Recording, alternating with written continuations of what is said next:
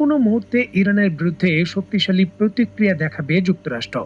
যার সামরিক বিভিন্ন ধরনের পরীক্ষা নিরীক্ষা এবং তার মহড়া বর্তমানে চলছে।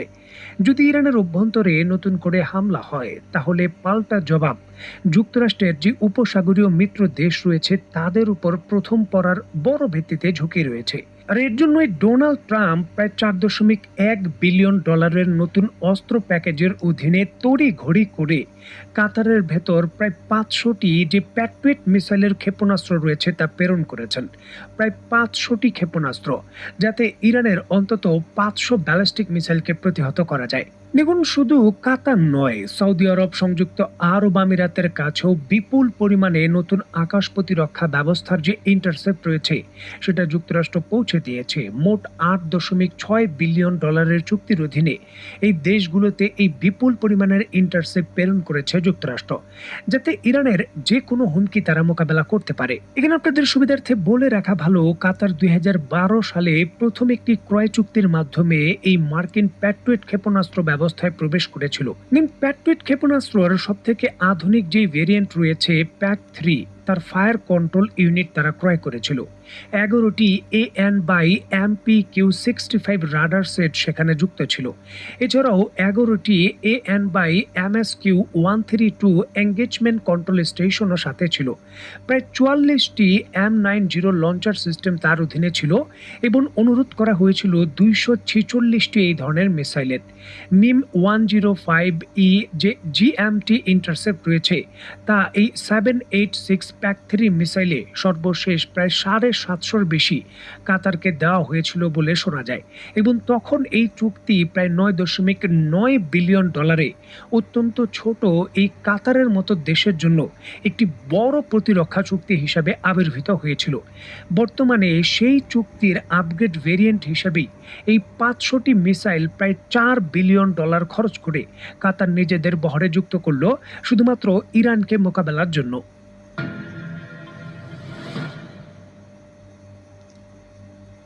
দেখুন, হরমুজ প্রণালীতে নিরাপদ চলাচল নিশ্চিত করার জন্য যুক্তরাষ্ট্রের জাহাজগুলো যখন কাছাকাছি প্রবেশের চেষ্টা করছে এবং তারা দাবি করছে তারা তথ্য প্রদানের মাধ্যমে জাহাজগুলোকে নিরাপদে যাতায়াতের সুযোগ করে দেবে, ঠিক এমতো অবস্থায় হরমুজ প্রণালীতে একটি নতুন ট্যাঙ্কারে বড় ধরনের হামলার ঘটনা ঘটেছে। অত্যন্ত গুরুত্বপূর্ণ এই বিষয়টিকে কেন্দ্র করে যুক্তরাজ্যের মেরিটাইম ট্রেড অপারেশন UKMTO জানিয়েছে, সিরিক থেকে প্রায় 11 নটিক্যাল মাইল পশ্চিম উত্তর দিকে যাওয়ার সময় জাহাজটিতে একাধিক ছোট ছোট নৌযানের আক্রমণের মুখে পড়ে। যেমনটা ইরানের যে ছোট ছোট মিসাইল বোট থাকে, এই ধরনের বোটের মাধ্যমে আক্রমণ করা হয়েছে। তবে এই আক্রমণের বিষয়ে সরাসরি ইরানের পক্ষ থেকে কোনো ধরনের তথ্য প্রকাশ করা হয়নি। দেখুন, এই হামলার ইস্যুকে কেন্দ্র করে দায় দায়িত্ব ইরানের উপর আনুষ্ঠানিকভাবে অভিযোগও যুক্তরাষ্ট্র এখন পর্যন্ত দেয়নি।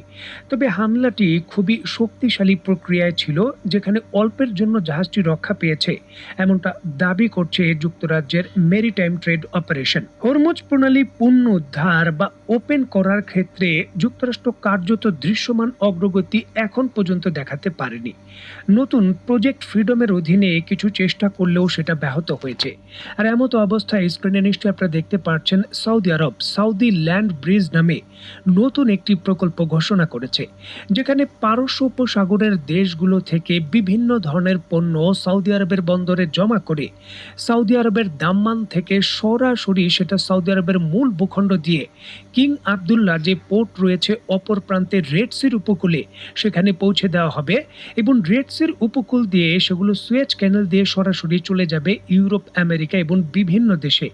সৌদি আরব এই বিকল্প নতুন রুটটিকে খুবই গুরুত্বপূর্ণ হিসাবে বিবেচনা করছে, কারণ ইতিমধ্যেই সৌদি আরব হরমুজ প্রণালীর পরিবর্তে এই পথে পাইপলাইনের মাধ্যমে জ্বালানি তেল রপ্তানির ক্ষেত্রেও ভালো পারফরমেন্স দেখিয়েছে এবং মোটামুটি প্রতিদিন তারা 7 লক্ষ ব্যারেল জ্বালানি তেল রপ্তানি করতে পারছে।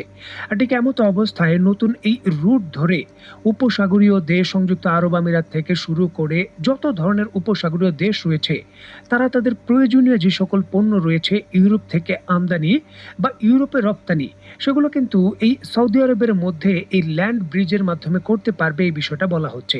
কারণ দীর্ঘকালীন ক্ষেত্রে যুক্তরাষ্ট্র ইরানের বিরুদ্ধে হরমুজ প্রণালী উন্মুক্ত করতে পারবে কিনা তা নিয়ে কিন্তু সন্দেহ রয়েছে এই দেশগুলোর মধ্যে। কারণ